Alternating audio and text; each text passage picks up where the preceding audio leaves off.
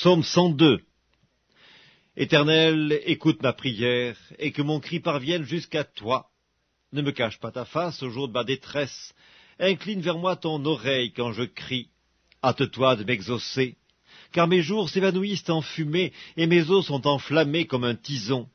Mon cœur est frappé et se dessèche comme l'herbe, j'oublie même de manger mon pain. Mes gémissements sont tels que mes os s'attachent à ma chair. Je ressemble au pélican du désert, je suis comme le chat huant des ruines. Je n'ai plus de sommeil et je suis comme l'oiseau solitaire sur un toit. Chaque jour mes ennemis m'outragent, et c'est par moi que jurent mes adversaires en fureur. Je mange la poussière au lieu de pain, et je mêle des larmes à ma boisson, à cause de ta colère et de ta fureur, car tu m'as soulevé et jeté au loin. Mes jours sont comme l'ombre à son déclin, et je me dessèche comme l'herbe.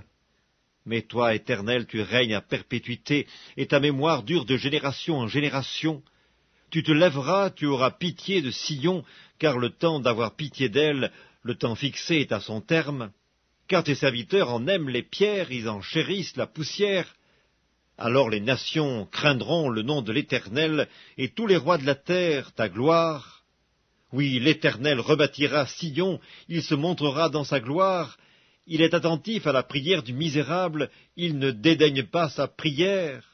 Que cela soit écrit pour la génération future, et que le peuple qui sera créé célèbre l'Éternel, car il regarde du lieu élevé de sa sainteté.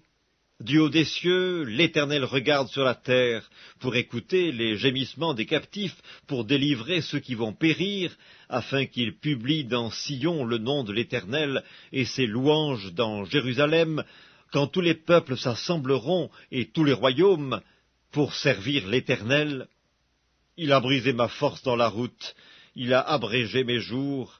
Je dis, mon Dieu, ne m'enlève pas au milieu de mes jours, toi dont les années durent éternellement. Tu as anciennement fondé la terre, et les cieux sont l'ouvrage de tes mains. Ils périront, mais tu subsisteras, ils s'useront tous comme un vêtement, tu les changeras comme un habit, et ils seront changés, mais toi, tu restes le même, et tes années ne finiront point.